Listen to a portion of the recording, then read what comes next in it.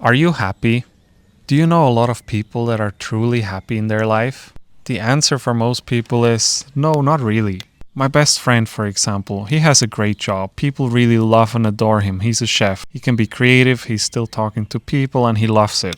He has a ton of friends. He has constantly people calling him, asking him, "Hey, do you want to do something? I'll invite you for dinner. Let's go out. Let's do something." He's a godfather of 10 kids already. Yes, people love him. He's an amazing personality. And still he's depressed.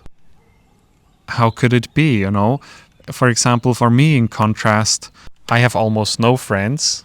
We don't go out very often, but I have an amazing relationship and I have the freedom that I don't have to work and I have all this peace. But still, there are some days where I just feel miserable. Sometimes even without reason, or I think, okay, if I had more friends, if I would go out more, if I had more of those things that my friend has and I don't have, maybe then I would be happier. And also my friend says, if I would win the lottery, I would be happy. For sure, I'll be happy then. And that's not the truth. Like, if you would win the lottery, it's not a solution. You will still feel the same way as you felt before. And it's such a universal thing in today's world. What I feel is that we are more and more being trapped in this trap of you have to be happy, otherwise your life is not worth it. And everywhere you go, people have to seem happy, even though they are not. And people are it's emphasized, this topic of happiness everywhere you go. Everybody wants to see you smile and being happy and so on. It's our natural state of being to be like in flow, in really good mood. It doesn't have to be happiness. We just have to be in tune. You don't have to jump over rainbows and unicorns, but it's our natural state of being to be in flow. Happiness is amazing, but it's still one of those emotions, one of those states which we are focusing too much on, and if you don't have it, you are depressed automatically. Because if your mind judges that you don't have happiness in your life right now, then immediately this judgmental mind puts you in a brackets, puts you in a drawer where, okay, you don't have it, so you are actually depressed, because it's so simple in there, in the brain. You're not happy, then you're unhappy. What if I am nothing of that? If I'm just only in a flow and just experiencing life? It is not necessary to be constantly super happy. And yes, I get it that you have to still answer to people, how are you? I'm great, I'm fine, and so on. It is right that the natural state of being for us humans would be to just be well, to be present, to be happy. We can see it in nature. We can look at the animals and we see they're just present. They're just living. They don't seem depressed or anxious or anything like that. They're just living. But the default state of us humans is, unfortunately, being negative, being depressed, not feeling well. Because when we truly want to be well, when we want to be happy and joyful in life, it means we need to choose it. If we don't choose anything, if we don't care about how we feel, if we don't care about who we are and what we do in life, then the default is just that we naturally go into this hypnotic rhythm where we start to feel depressed and lonely and sad and unhappy. Low emotions. And we truly have to choose being well. We have to choose being in a good state of being. And I don't know what it is, if it is a system or media or whatever we consume everywhere or around us. It is making me to feel that they are interested in us to not be really happy, because then if we are unhappy, we become great customers. We become sicker if we are not happy, or if we are not in our flow, if we are not in our ease, then we become dis-ease. If we don't have enough money or the amazing house or amazing view from our garden or whatever, we become unhappy or dissatisfied with us. And if we don't have the great hair, and if we don't have the right handbag and the great shoes and the good car, and there is still something which we are confronted with all the time, because mind can give you endless reasons why to be unhappy and in not ease, in non-ease, in dis-ease.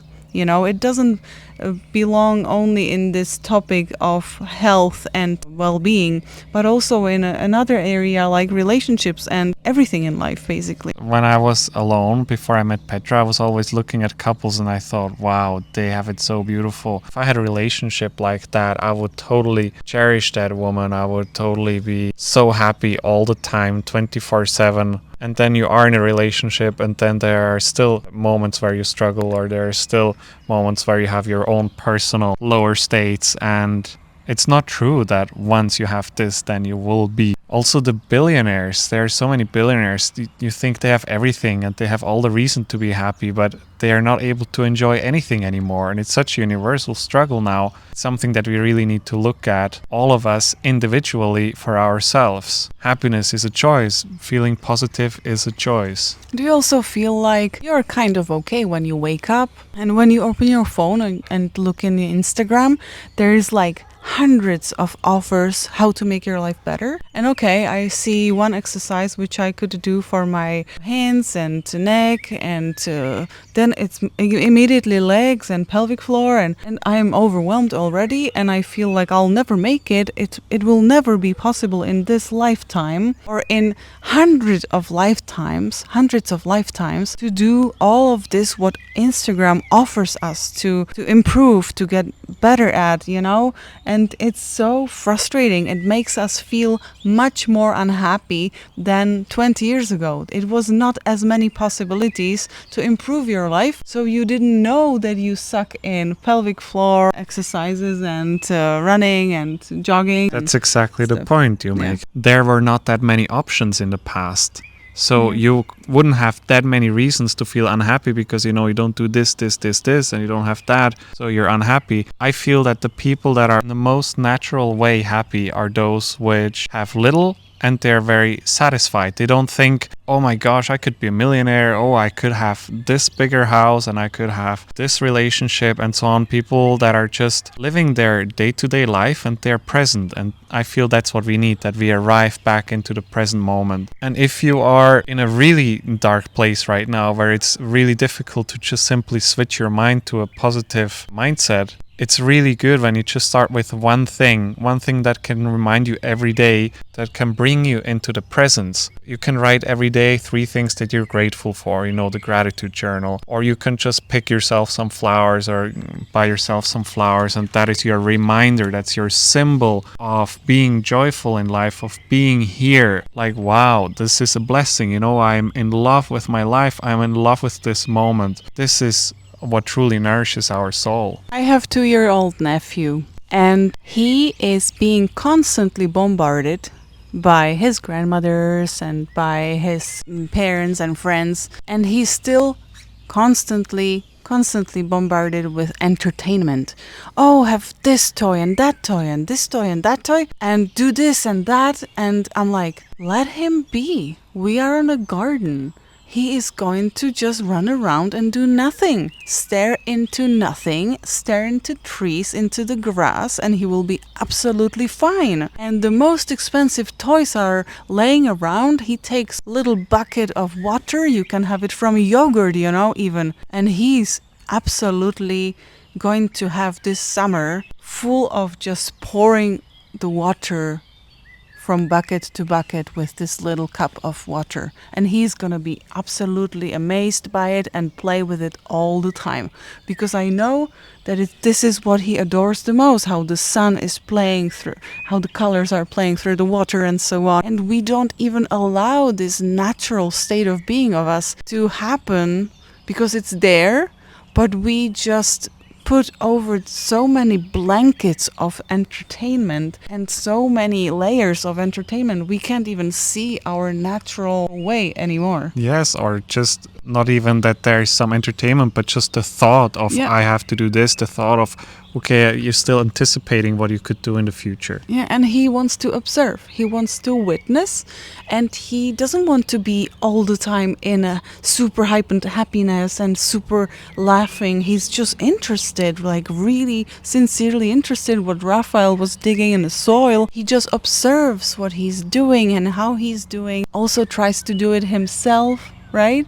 And it's the most natural thing for us. We don't want to be constantly in these heightened states, and we don't want to confirm to everybody we are happy right now. Yes, I have to be happy, hold my happiness in within me. It is really crucial for people, for us, and also for me and Raphael to still remind to us that there is something more important beyond all of this, what is shown to our eyes, beyond this trick of vision, beyond this trick of colors and pictures and images.